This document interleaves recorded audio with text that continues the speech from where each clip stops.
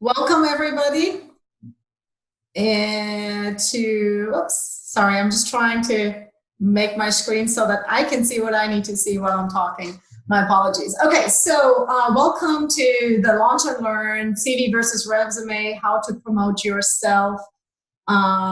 This is the third in the series. If you are new to Zoom, you can keep your video on, turn it off, but please do remain muted during the presentation. Go ahead, and if you have any questions, we certainly welcome them. Please direct them to Nancy via the chat. Nancy Lyon, you should be able to find her in the chat box. Obviously, be respectful of other attendees as well as our speaker. This program was envisioned by several people who are hosting today's seminar. It's a series that's designed to connect life science and healthcare job seekers with learning and networking opportunities. So we're really targeting trainees in the life sciences from whether you're undergrad, graduate in a postdoc position, or whether you're early in an academic career or already working in the life sciences. I think you'll find a lot of really useful seminars that we've already hosted, and today's, of course, as well as upcoming seminars. We are kind of bringing this together under Capital City Innovation, under the Affinity Network Group. And we are looking for others who are interested in this topic to volunteer for the steering committee as well. Many of us have some experience in the life sciences, have gone the paths that you are on, but we really, really love your input and help to design and make sure that the content that is being brought to you actually is what matters to you. So please send an email to howdy@capitalcityinnovation.org if you are interested in volunteering for the steering committee to influence our programming. On the steering committee right now, we have myself. I'm at Texas Health Co Lab at Biomedical School. Husu Moran, he's a senior scientist and program manager at Frameshift. Tammy Anabel, she's the executive director at Temple Health and Bioscience District. Lisa McDonald, the director of healthcare at Austin Technology Incubator, and she also leads the TextGHS initiative, which is a global health securities consortium that you may have heard of lately.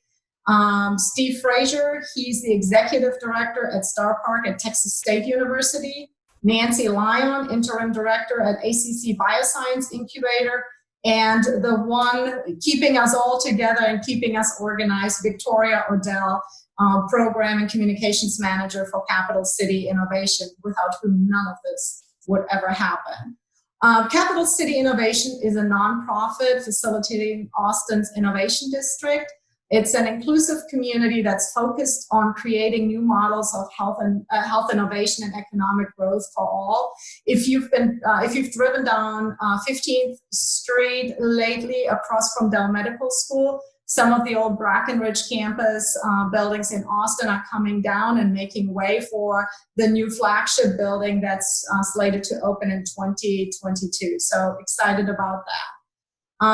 The Capital City Affinity Partners, it's some of the individuals and groups that I previously mentioned, but also including the Drug Dynamics Institute, Met to Market, and I think all the others I've already mentioned.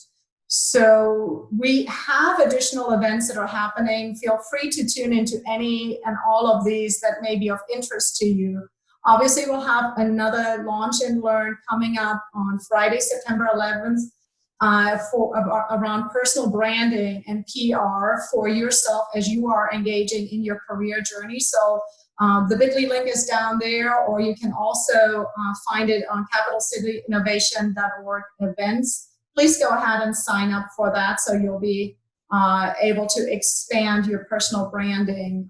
Then Temple Health and Bioscience District offers a monthly seminar as well. The upcoming one is around innovating in the time of COVID and submitting for grant opportunities. There's some additional information if you're interested in an incubation space. It's a fantastic space just north of Austin. The Bioscience Incubator at Austin Community College is also a fabulous resource. And if you're wondering what all the different things they are doing in their space, check out the podcast Science in the Mall, y'all. I've been listening to it over the last couple of weeks, and it's very insightful, very entertaining, and it may give you some perspective as to things you could do, taking things out of the laboratory into the commercial space. So do check that out as well.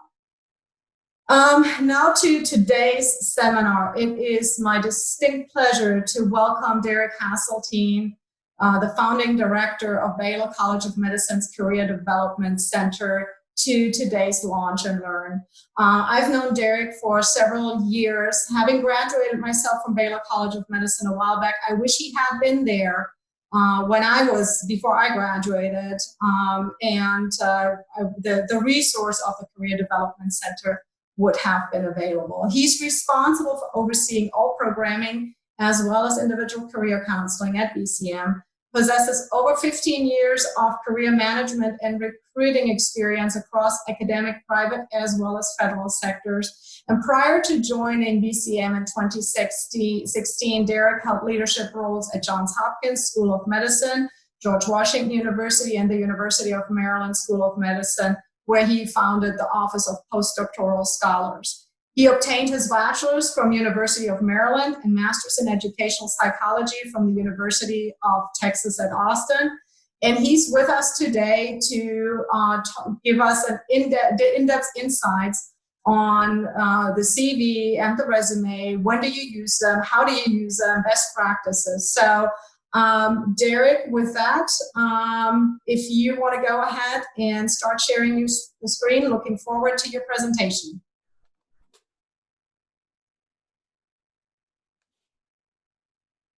Great. Thank you, Dr. Kalhoff, and thank you for the Capital City Innovation team as well for the introduction. I am pulling up my slide deck as it disappeared, but I just found it. I'm extremely excited to be here. Let's go.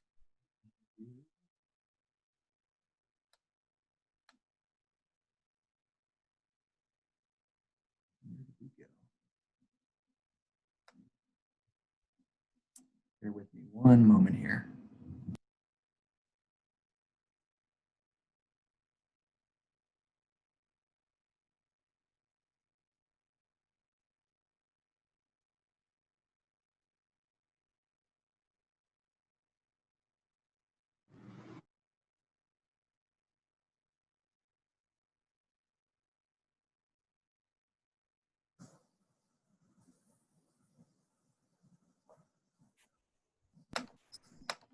I'm going to switch to another device and log on through a secondary laptop. For some reason, it disappeared on this one, but we'll be up and running in 1 second here, so I deeply apologize.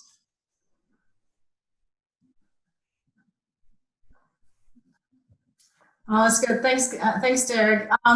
For those who just recently joined, if you all want to do a quick intro in the chat room, let us know who you are and from where you're joining. Maybe also add where you are in your career journey. Are you an undergrad, graduate student, postdoc, or are you working in industry? We'd absolutely love to know.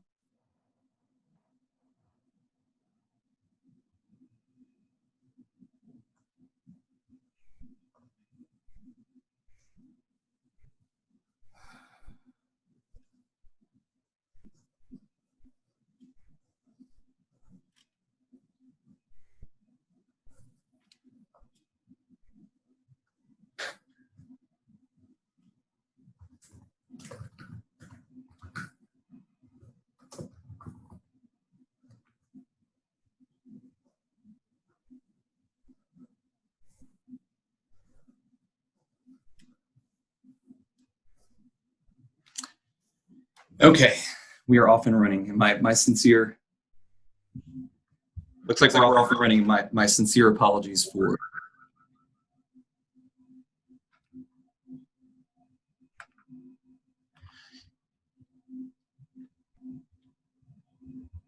Okay. Are we working now? Can we see that, Verena? Yes, we can. Thank you, Derek. You look, it's looking great.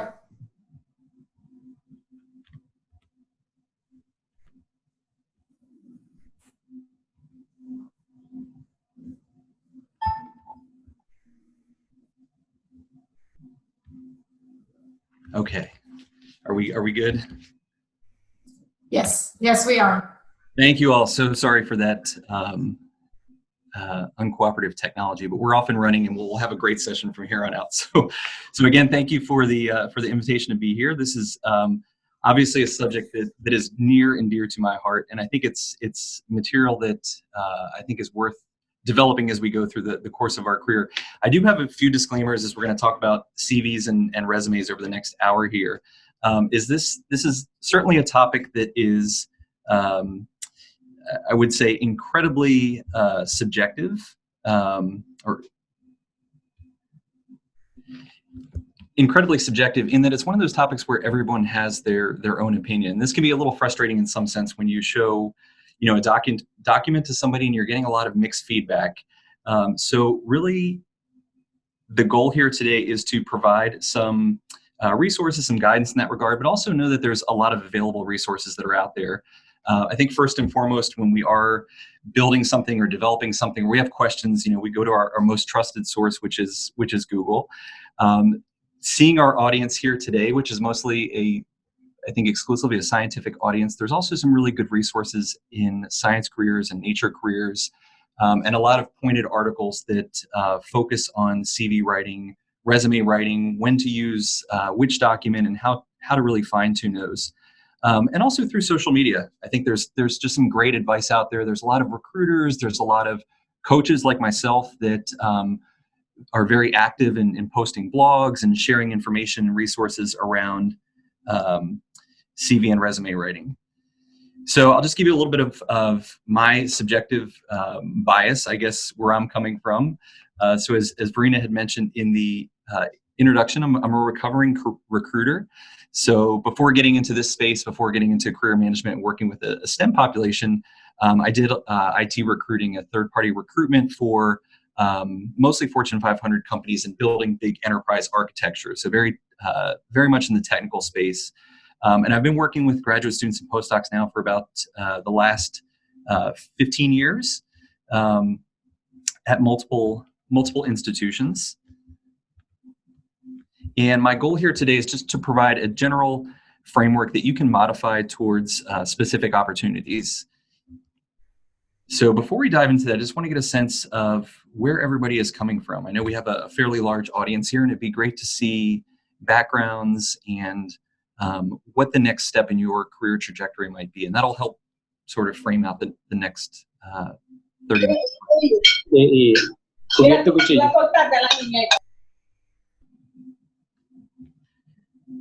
So if you can pull out your smartphone and you can just act like you're going to take a picture and zoom in on the QR code there, and it should take you to a poll.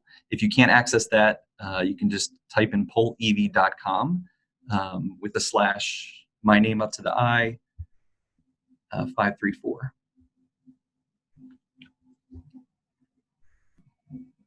And you can remain anonymous by clicking on skip to de-identify yourself.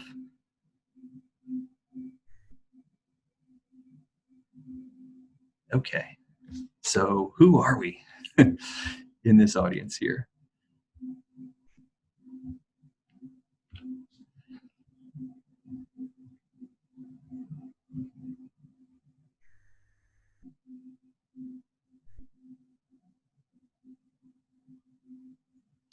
Great, so pretty diverse group. I think certainly we'll have some nuanced feedback and comments as we go through the differences between CV and resume, and maybe how to use more of a resume for that industry audience versus a CV for that academic audience.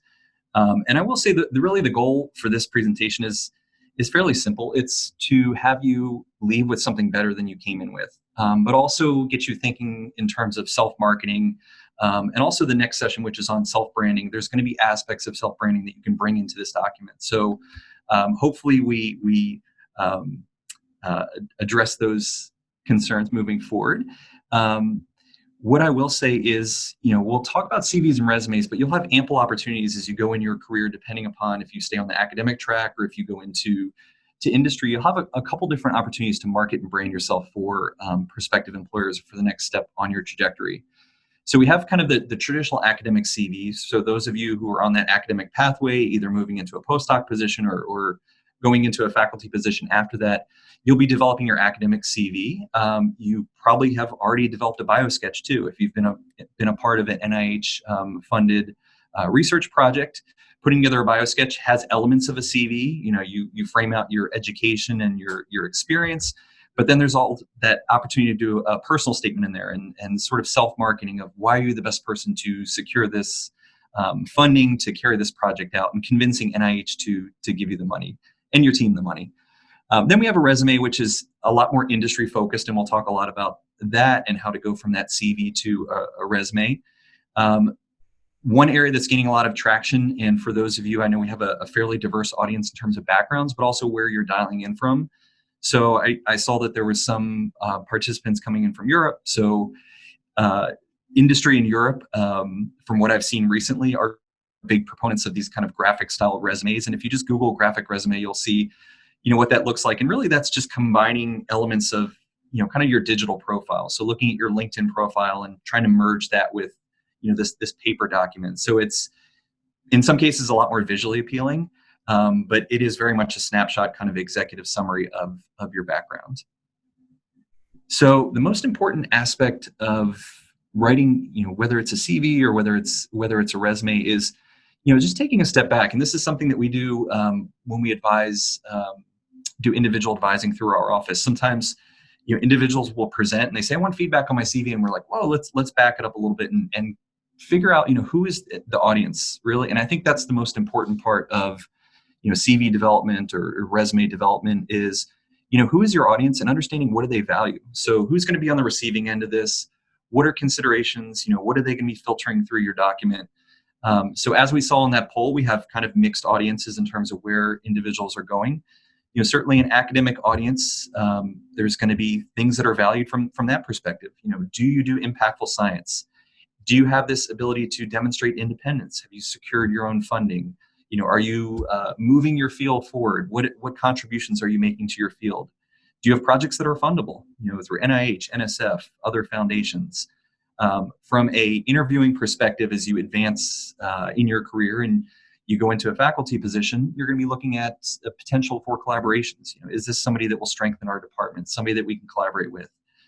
When you think about this audience, and oftentimes when you're using this document for your advancement into academia, it's just one piece of the application, right? So when you apply to a postdoc position, and certainly when you apply to a faculty position, the CV is one document of many documents that you're going to be sending, right? You have a CV, then you have a research plan, you might have a teaching philosophy that goes with that.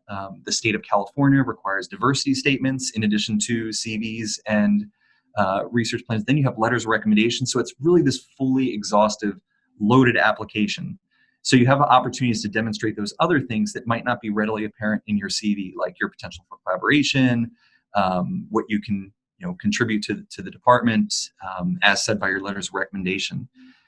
However, when you go to industry, for those of you that might be targeting industry, in some cases the resume is all that you send for a position, right? For applying to a position in a company. And certainly now with LinkedIn easy applications, there's not even a need in most cases for cover letters. You'll oftentimes see that this cover letter is optional for a lot of jobs. I would say if you're given the option, take the time, and that's a whole separate workshop altogether, but we can talk about that in the Q&A as well. So what is industry looking for? Definitely looking for impactful scientists that you've done well, that you have good project management skills, but might start catering into some of these other areas, like flexibility, adaptability. Are you a good colleague? Do you have these ability to present to diverse audiences? You're an expert in your field, but how do you feel presenting to the sales and marketing team or other teams within the organization? And certainly if you have any business acumen or have led projects outside of the lab that demonstrate that experience, certainly of value for industry. And then the final bucket is those non-research STEM positions. So things like policy, science writing, And thinking about this, knowing your audience, applying to an academic position or even some cases positions in industry, you might be going to somebody who's in your field, who's intimately familiar with your field, knows exactly, all the acronyms that you've rattled off in your documents, and you're deep down into the weeds of technical information, and they get it, right? Because they're in your audience. But you might be going to this other audience for a non-STEM position, and you're going to a much more broad audience. You might have to use a little bit more lay terminology, define things, maybe market and present your science in a little different way than you would for some of these different audiences. So first and foremost, as you're developing this document, think about who's going to be on the receiving end of it. Is it going to be a generalist in HR? Is it going to be a team lead who is familiar with the aspect of oncology that you're working in? But really taking a step back and asking who that audience is. I would say where possible, get your document in front of somebody 6 months before you're ready to go onto the market, right? Get that feedback. Have somebody who can critically evaluate that. We do that here at Baylor. This week we just had our CV clinic, which we do 3 times a year. No longer are we doing it face-to-face, so we're in the Zoom world now, where we have industry professionals that come in and meet with our trainees. But they really they look at it from that critical perspective. So if you're targeting a field applications role, having it looked at by somebody who works in that space, they can really look through it and say, you're too deep into the weeds here with technology. You need to focus more on communication, or, show that you work with these diverse audiences. So I think this is really important before you apply for a position, is getting that feedback, from a trusted source. And it's also a great networking opportunity. So hopefully through this workshop, we're given sort of a framework to make our document better so that it's not embarrassing when we send it in front of somebody. But this is a really good networking opportunity, just to do an informational interview with somebody who works in one of your target areas and get critical feedback. So I'll do a short few minutes on academic CVs, and then we can kind of make that transition to resumes. So when we think about building an academic CV, we refer to what's kind of called as the 3-legged stool in academia. So how do you demonstrate success in these 3 different areas? So research, teaching, and service. So research, of course, your scholarly output. Your scholarly output. How are you contributing to the field? Where are you securing funding? Making advancements in your research area. Teaching, which is really broad. So we have teaching both formal and informal, right? So you've been a TA, or you've been an instructor, or you've given a lecture in a course. That would be your formal teaching experience, but also your informal teaching. So you've been a bench supervisor, a bench mentor to summer students, or you've done some mentoring with rotational students, or even training collaborators could all be viewed as teaching experience. And then finally, we have our service, which oftentimes when we think of academia, we think oftentimes really heavily on these first 2, so that I'm an effective scholar and I'm an effective educator. But service is equally important on the promotion and tenure pathway. And these would be your contributions not only to your institution, but also to the broader scientific community. So at your institution, what committees are you serving on? And I've given examples here, the admissions committee, or diversity and inclusion committee, student services committee. So that would be localized to your institution, but then zooming out, looking at your professional societies. Have you been an invited reviewer? Have you worked with the Society for Neuroscience? Have you chaired meetings? Have you been on different task force? For our students who are here on the call, think of your service as your leadership experience, right? So have you been in a postdoc association or graduate student council? What contributions are you making to your institution? So how does that translate to your paper document, right? We have this 3-legged stool, and we want to demonstrate evidence of success in all these different areas. So when we're building a traditional academic CV, we're oftentimes restricted to some major sections, and they're listed here on this slide. And they might be nuanced a little differently depending upon the institution, but these are more or less the major sections that you would see on an academic CV. So you have your education, you have your academic appointments, you have your memberships to professional societies, honors and awards. We talked about service, and that would be broken down between administrative, local versus national. Teaching, grant support, publications, and presentations, right? So the nice thing for those of you that are developing an academic CV, if you're targeting a postdoc, targeting a faculty position, is most institutions have their designated CV template that they'll use for appointment, promotion, and tenure. And these are typically public facing, so you can just Google the institution. So if you looked at, Baylor College of Medicine CV template for appointment, promotion, and tenure, you would see this template, and you can just, kind of tweak your document accordingly. Just as our neighbors here in the Med Center at UT Health, they have their own template for faculty who are going for appointment, promotion, and tenure. So these are good documents in that they're going to be clean. The sections are going to make sense. If you're going to an academic audience, everything that you're going to put in there, will appear on this template. There are a few institutions, and I will say one that I worked at previously, where their template really didn't make a whole lot of sense, and I would oftentimes encourage our postdocs not to use that particular template, just because it had information in weird sections. But I think Baylor's is really clean. Stanford, UCLA, there's a few others. Penn, I think, is a really good academic CV template. So when we're building this document, obviously we want to include everything. Think of your academic CV truly as a data dump, right? And this is hard if we're not regularly updating it. I know one of the questions that came in at the beginning is, how do I track everything that's going on, everything that I'm doing, and making sure that I'm adding that to my CV? And I would say, build a folder in your inbox. Anything that you're doing professionally, you've given a talk, you've helped out in a class, just move that information over to the folder, and it makes it so much easier to have all those dates, and you can just kind of cut and paste that into your document. You never know when somebody's going to ask for it, so making sure that it's updated. But again, looking at this document, this is truly a data dump, right? This is everything in the kitchen sink. So all of my teaching experience, it should be, clearly laid out. All my formal instruction, my informal instruction, presentations, publications. This can go on for page after page after page. You definitely don't want to strip any of those out for your academic CV. So make sure that you put everything in there.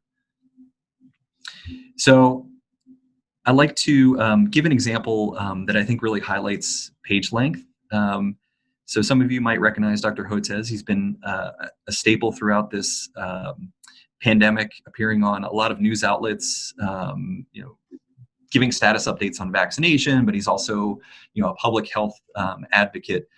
So any guesses in the chat box in terms of Dr. Hotez, his CV? What does anyone think that might look like in terms of page length? Or you can unmute yourself and shout it out if you want.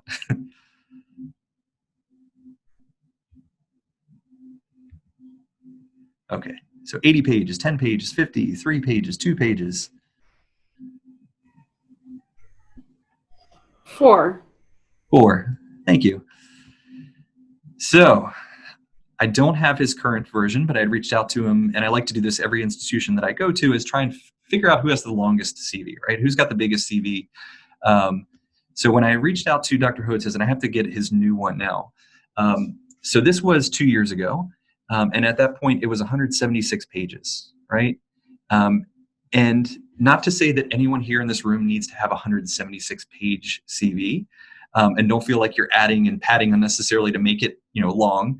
But I bring this up as evidence to show that, again, this is a data dump. This is everything that he's done. So whether it was a 15-minute appearance on CNN or, an invited grand round at a hospital and, neighboring institution or somewhere across the country.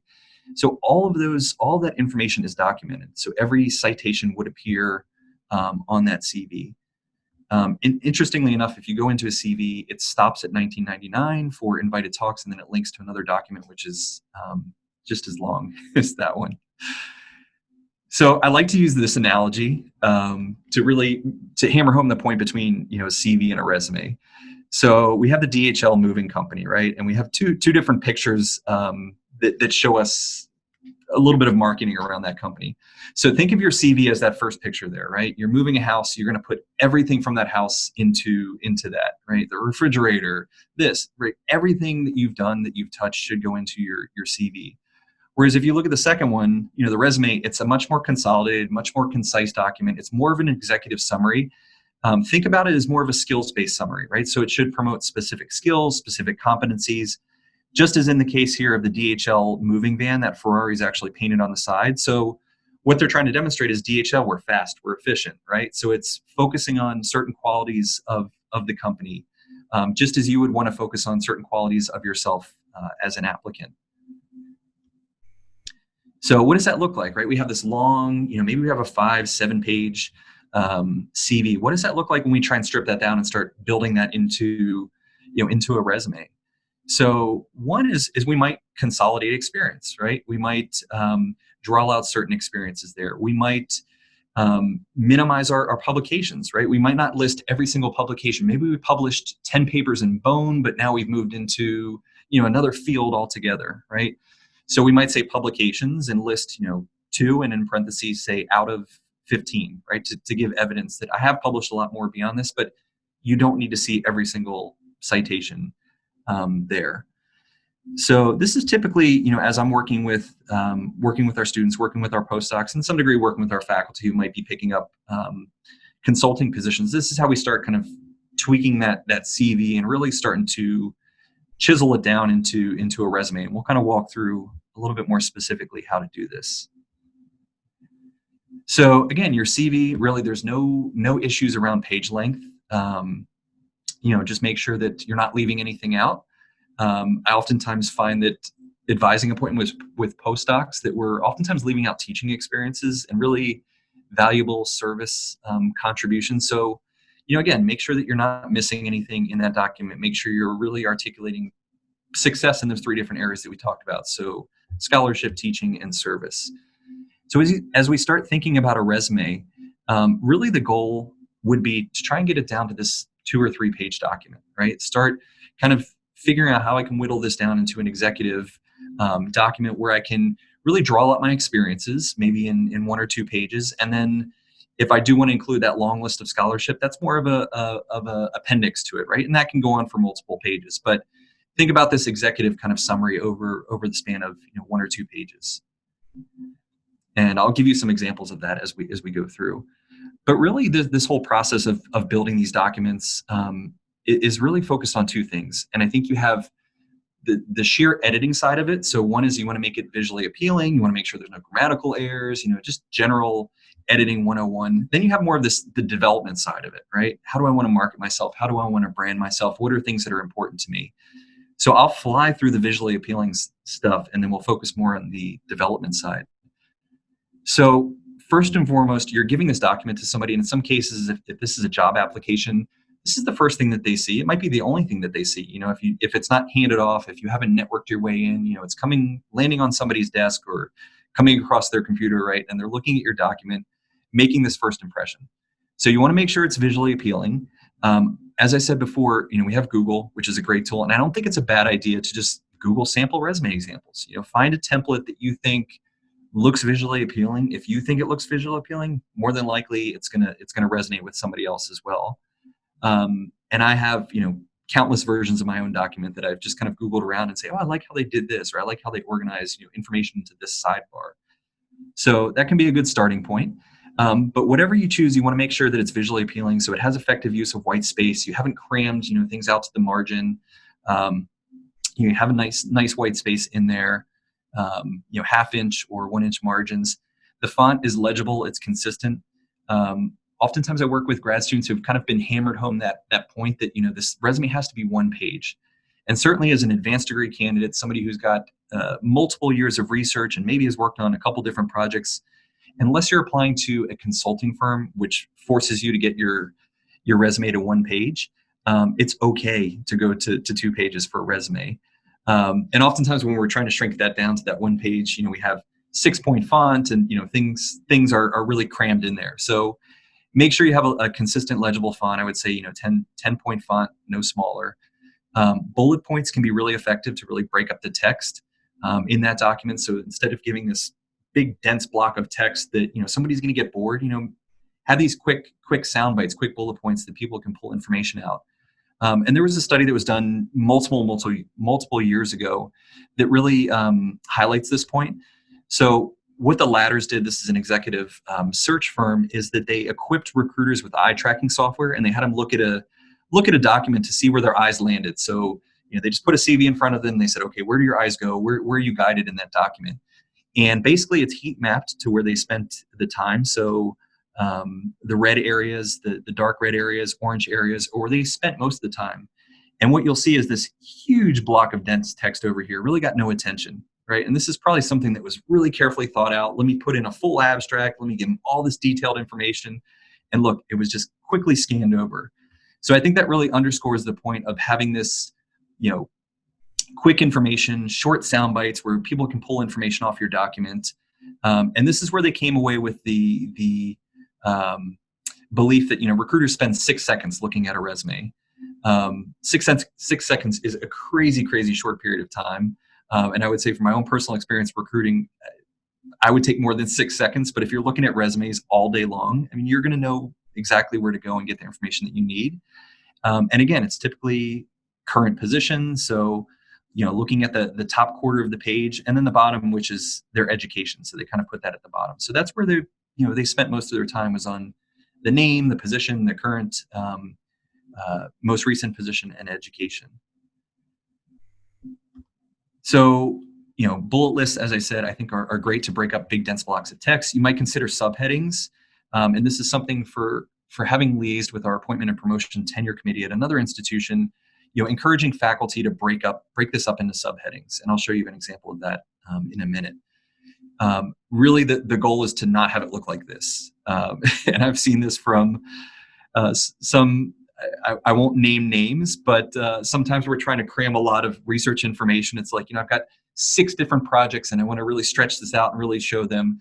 And again, get back to your audience. Are they going to care about all 6 of those projects, right? How much of this research information do I really need to expand upon? So really avoid something like this. It just looks messy, unprofessional, and you're probably including way more information than you need. So a couple quick more things, and then we'll talk about CV development. Essential is your contact information, right? People want to know whose document that you're looking at. And you can really simplify this. You don't have to have your street address, your apartment number. Just put your contact information and how people can reach you. There might be a few things that could be relevant, again, based on your audience. So certainly for industry, maybe a LinkedIn URL. I've seen students put QR codes on there too. Maybe you have a personal website, or you're an active blogger, use Blogger in a professional capacity. Feel free to put it on there. I showed you Dr. Hotez. He's very active on Twitter. That's a huge part of his professional identity. So he might have his Twitter handle in his document as well. And this is where you can have a little creative splash too. I would say going to a academic audience, you probably want to keep the document as conservative as possible. So you don't want to have too much, creative things in there. But this is where you can employ some, creativity, right? So you can have the little icons in there for phone, or, if you have a GitHub account, if anyone here is a data scientist or doing computational work, you might have your GitHub account and show that profile in there. So you can employ a little bit of creativity in there. I would say applying domestically, just make sure, and this is more for applicant tracking systems, which, we still use very outdated technology for recruitment. And if the systems don't recognize the date formats, it might spit it back. So I would opt for the 4 that I had listed there, either full month and year or abbreviated month and year, numerical month and year, but just in that format versus the 3 that are crossed out there. Okay, so that was more on the professional, formatting side. Now we'll dig into, how do I want to brand myself? What is important to convey about myself to my audience? Which I think we probably have all the questions around this. So I like to do this with when we have a chance to do this during individual appointments. If I know that somebody is targeting specific positions, certainly if we have the luxury of doing this, again, 6 months before they go out to the market, start surveying what the market looks like, right? So you're looking for staff positions, senior scientist positions in industry. So what are those job descriptions telling us, right? So this is basically just generated through a word cloud generator, right? So taking the job description, pulling it into Wordle or whatever word cloud generator you might use. And from that, we see, okay, here's themes that are emerging in these job descriptions, right? So they want somebody with in vivo, T-cell, immunotherapy, in vitro team, right? Certain things are coming out as what we call keywords. And you can similarly put your resume in that same word cloud and see what it spits back, right? Are you matching what you're seeing come across in this? So that was kind of a bench related position, senior bench related position.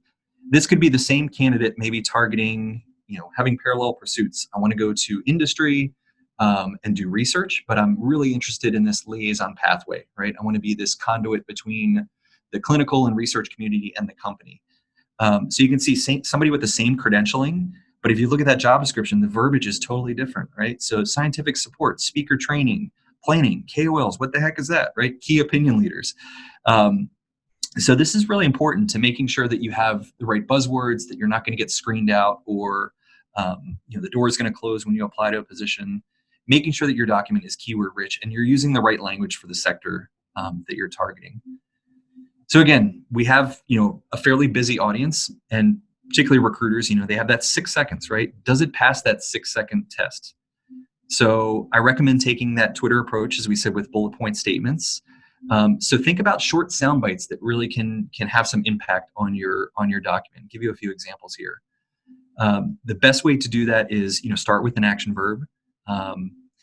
This is Googling a list at a previous institution, but if you just Google action verbs resume, you'll get a nice list, and you can have some diversity in there. This one's nice in that it's broken down into different areas. So we have management, related creative skills, helping skills, research skills. And this can be important just to make sure that every bullet point on your resume doesn't say developed, investigated, developed, right? So you have some wordsmithing in there that gives you a little bit of variety. So you can see from this quick example here, constructed, designed, led, collaborated, right? Nice action-oriented statements that give some impact. The one thing I will say is take off, just as you're submitting a paper or submitting a grant, you have all these words that you just don't need. They're filler words, right? So things like responsible for, right? Just take off responsible for and just tell them what you did. I would recommend including metrics. So talk about the action. We start with an action verb, then what did I do? What was the impact around that? And certainly if you have metrics on any of this, some items are a little bit harder to do than others, but give us a sense of why this was impactful, right? I presented my research at 10 meetings, right? So this is my resume. You're not going to see my CV that has 2 pages of presentations. Let me give you an executive bullet point summary. Again, probably applying for industry, that's what they want to see versus the full list of presentations. But yeah, look to include metrics, and hopefully these are some examples that show you how to do that. Also think about when you're crafting this resume, right? So when you write an academic CV, when you're applying to a faculty position, you have all these supporting documents that really sell you, right? So all you need to do is give your CV that is a full list of everything you've done academically. Then all your letter writers are going to talk about why you're the greatest person in the world, and you'll have a research plan that goes into a lot more detail of how you want to move your research forward. But in a resume, you don't oftentimes have those supporting documents. So not only do you have to sell your science, show that you were doing good work, but you have to sell yourself as the scientist, right? So you're not only getting somebody who has experience in this area, but this is the type of person that you're going to be getting for your team. So we refer to this oftentimes as transferable skills. And the exercise that I had recommended of going through and just looking at job descriptions and cutting and pasting those in there, what you're going to see as you start synthesizing that information is that you have themes that emerge in there. And these are some of the more common transferable skills. So project management, collaboration, organization, time management, communication skills, right? That's every position you're going to apply to is going to require some form of effective communication skills. So start thinking about this. And if you're not on the market now, this is a great time to kind of take a step back and do a little bit of self-reflection and say, how do I demonstrate that I'm a good collaborator? I've published all these papers, but how many of you initiated? What new collaborations have you started? Are you training your collaborators, right? Are you educating, teaching? So think about ways that you can really demonstrate this experience and develop, a table, right? And you might be able to just pull snippets of this into your document. And this is oftentimes where, when I have the chance to meet with somebody individually, I hear all these great stories, and I'm hearing evidence of effectiveness in all these different areas. And they're like, well, yeah, that's I published this. And I'm like, well, you need to tell that story, right? And we need to pull this out a little bit further. So again, when you're applying to positions, you don't have the luxury to sit down and say, let me sort of give you more background on this. I mean, this is your opportunity to really sell yourself as the scientist, as a good team member. So a couple different approaches. We'll go through this pretty quickly and give some time for Q&A. So since this is a research audience, one approach I would say is kind of a three-step approach, right? So describe the goals of your projects. What did you do and what was the outcome, right? So as you're building your bullet points, think about it just like you would a research presentation, right? You start off really broadly and then you kind of come down and move into the weeds. So go back to your audience. Again, think about who your audience is. What would they be interested in hearing? And write your bullet points accordingly. So here's an example from a student that moved on to industry right from their PhD.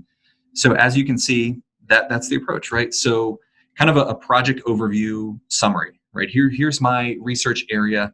Then it gets a little bit more into here's the outcomes, here's the output, here's the results, the accomplishments that I achieved through this major research question or this thematic area.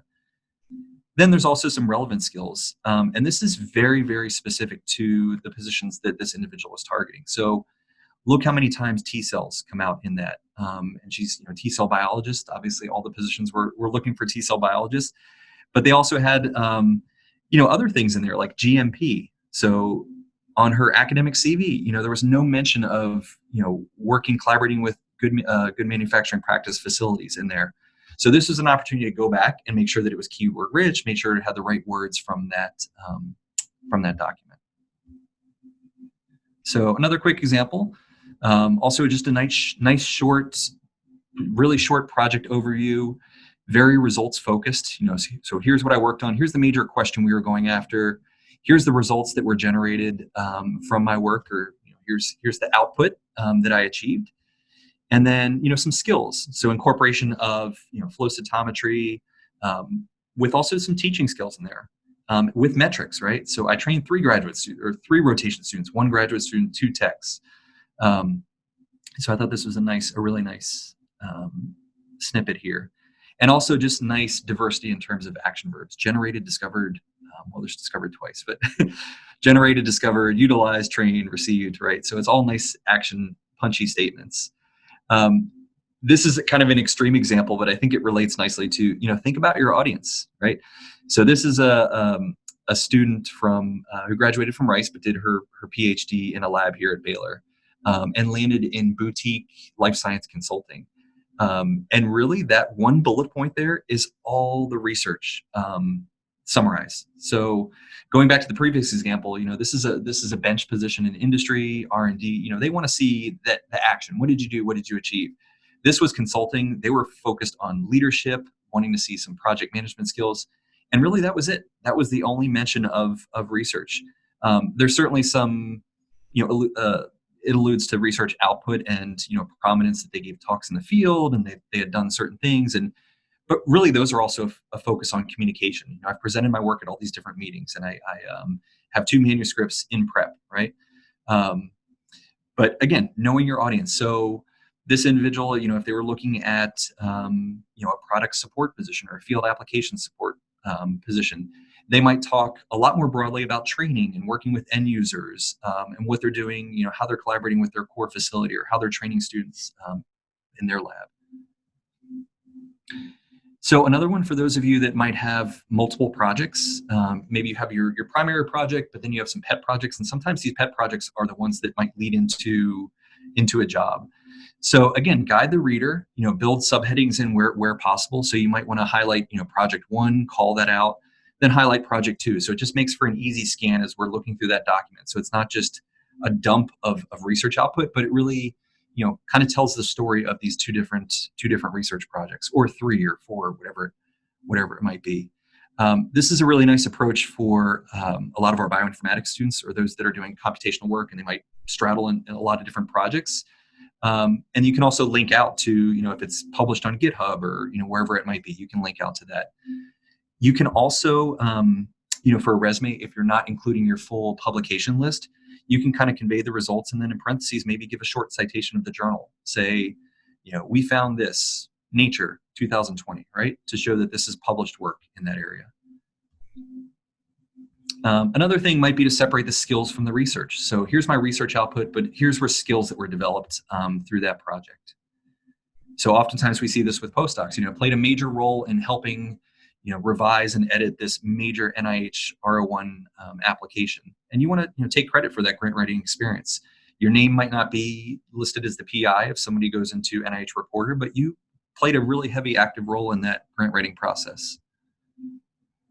Again, think about your audience. Is it necessary for me to build out different section headings, right? So I've done bench research, but I'm really interested in policy work. I want to go to DC and take on a AAAS Science and Technology Policy Fellowship. I've been really involved at my institution doing policy work through our graduate student organization or working with our dean, right? So in that case, that individual might want to build out two separate sections, research experience, policy experience, or leadership experience. But think about ways you have that flexibility when you're building your resume, whereas typically on your academic CV, you're restricted to what you can include on there. So, be flexible. And at the end of the day, this is a marketing document, right? It's a sales and marketing document. You're the product that's being sold. So, again, your service and leadership experience, just gave you a quick example here with some metrics in there. Another one for those that are looking to stay at the bench and continue on a research pathway, particularly for industry, it might be helpful to include a skills section. And rather than just dump a laundry list of skills in there, categorize those skills, right? So this is a nice clean example, with immunology skills, microbiology skills, animal models. Similarly, you might have programming languages on there. You can combine that, and just really helps to guide the reader. Working with a student earlier this week, and they're applying to a support position, and looking at their skills section, looking at the jobs that they're applying to, this individual has actually published 4 papers with a company where they might be going in and supporting that product. So it was important to go back and list that product, right? List exactly what they worked with, be explicit as a bullet point. I've published 4 papers utilizing this piece of technology, right? So again, knowing your audience. And I think we even went and bolded the terms in there. So you could have the technical skills section as a standalone, or you can combine it within your experience, as we've done here in this example. You might also have non-technical skills. So I want to show that I have communication skills, data management skills, writing skills. I would say this is fine, but be able to back this up with cited evidence. So you don't want to have it too cliched where you're just kind of throwing out terms and keywords. Really back that up, with some good cited examples. So again, going back to that table, we talked about building that table to demonstrate all those different skill sets. Cut and paste those underneath this experience. This is definitely one format that I recommend for a lot of our trainees. Is how you want to brand yourself, right? So use that thematic heading at the top of your resume, just as you might in your LinkedIn profile of having your name, and then instead of saying, career development, Baylor College of Medicine, I could say career development, employer relations, coaching, right? Like things that are helping brand myself. And then including a short snippet qualifications summary. We just had a recruiter, or one of our industry CV reviewers this week, and she said, the first quarter of the page of the document is really everything. And I love to see summary sections. I love to see in their own words how they've kind of, again, how they want to brand themselves. What is their pitch to us? Tell us about your background. This can be really helpful if you've made a lot of pivots in your career, and kind of bringing that narrative together in a nice cohesive way. So a couple quick suggestions, and we'll open it to questions. You don't have to put references available upon request. You might want to name drop on there. I trained with this person, or I did a rotation with this person. Just list them as an advisor underneath, and you can have that included in there. Also, if you've moved within the same organization, rather than making it look like it was 3 or 4 or 2 positions at one organization, just show your progression. So, I was a grad student at Baylor, and then I went off and did a postdoc, but in a different lab, right? But it's that continuity. I've been at Baylor, for this period of time. As I said, summary sections I think can be really impactful and effective. These are really good for networking too. If you just want to help frame out, here's me as a scientist, here's things that I'm interested in. Maybe you have a mild objective statement in there too, of like things that you might be targeting. You could just use some of the same information from your LinkedIn profile. And finally, I think it's okay to include interests. You might combine those with skills. And then in the last few seconds here, a great blog post that came out is, we think about these documents and we're so forced to focus on our successes But what people don't see is our failures and all the blood, sweat, and tears that went into these publications. So there's a great blog post that went out, and it encouraged scientists to build this, CV of failures. So, underneath the paper you published, list all the different journals that were rejected, that rejected that paper. Here's a school that I went to, but here's, 4 schools that I got rejected by. And I could share that with you afterwards if anyone's interested. So with that, I will go ahead and close this out. Awesome. Thank you so much, Derek. Everyone who's still online, this would be the appropriate time to do the little clap reaction. Thank you, though. We are at 1 p.m., so I do know a lot of people will be logging off, but I do want to at least ask 1 or 2 questions, if that's okay with you. Does that work?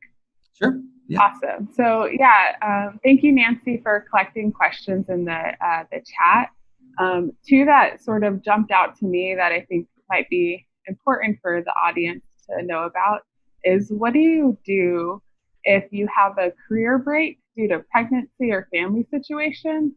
And how do you mention that in the CV, and especially in the resume? And I think this might be especially relevant given, the current pandemic and just everything that people are experiencing right now. Yeah, that's a good question. I saw that one. I appreciate the question because I think it's very timely. And I saw that is one of the questions that came in before. And interestingly enough, we had a speaker, and this is before the pandemic. We had hosted a faculty member from another institution here. And oftentimes, as faculty will do, they'll send their documents. Here's my CV.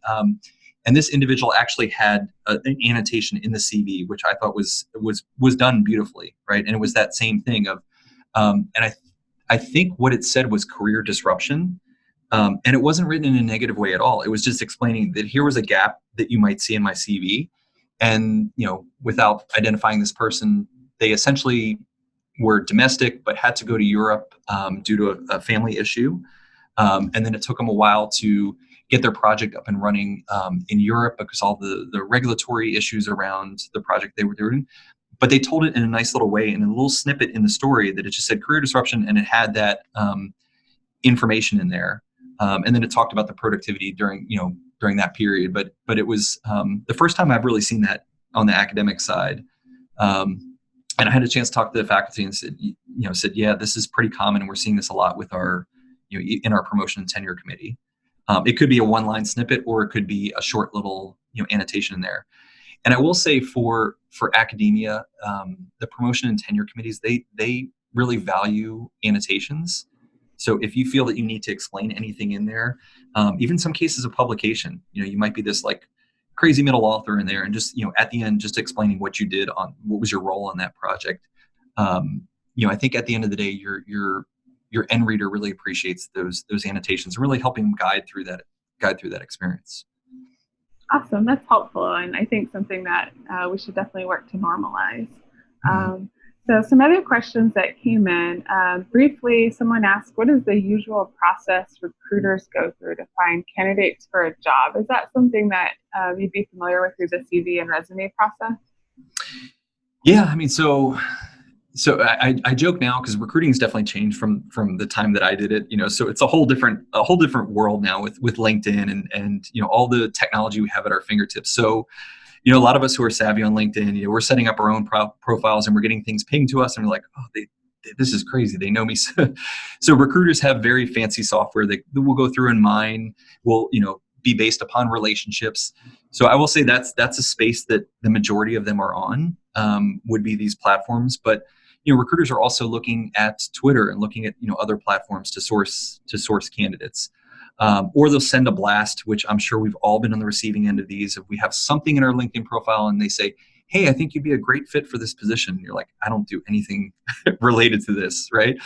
So, that's kind of like the massive casting call, right? Like, I'm going to send this out because I have this software that can go out to 30,000 people and hopefully that, enhances our pipeline of candidates that they come through. But the really savvy recruiters are out there mining LinkedIn. They're on Twitter and looking for candidates, or they're at scientific meetings, right? The places that scientists congregate, or doing cold outreach. Hey, do you know anyone who has this background? Send them our way. Yeah, awesome, great. I'm going to ask one more question because I think this would be a quick, easy one. Do you have any suggestions for a word cloud generator application or site? Yeah, I think the ones I used were Wordle was the one that I used for that. But again, there's a lot of free ones out there, and of course, just Google, free word cloud generator. I would say be careful what information, so if you're cutting and pasting from your CV, don't put your personal information in there. Yeah, and I would say from the job description, you don't have to put the anatomy of a job description. Typically, it's going to be like this selling of the company, and that's like the first half of the job description is like why we're so great and what we do and this, that, and the other. Then you actually get into the meat of it. So if you're doing this cut and paste into a word cloud generator, just cut and paste from qualifications down and just put that into the word cloud versus the whole entire company description. Awesome. Great, thank you. Again, if anyone wants to clap emoji, thanks, Derek. I'm going to take over the presentation or take over the screen to close this out.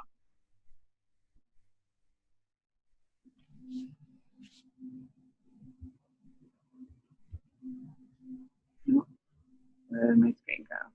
Great. All right, so hey everyone, it's Victoria Odell at CCI.